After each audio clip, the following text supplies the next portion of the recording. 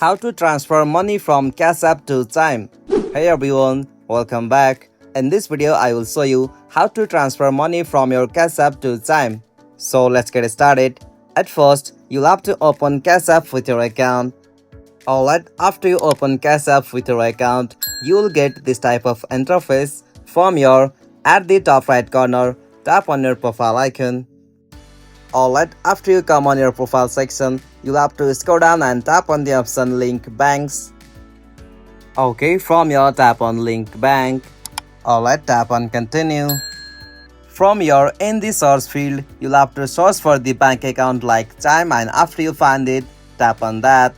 Alright, from your enter your credential like your email address and password, and after you add your email ID and password, tap on the option Submit. Alright, after you add your bank account successfully to Cash App, you'll have to just back from here and open up your bank account profile again, and after you open that, at the top right corner, you can easily find the options like Cash Out, and after you tap on that, you can easily transfer your money from Cash App to your Chime bank account.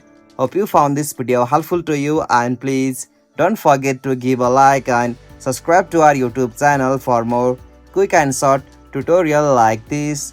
Thank you for watching this video. Have a nice day.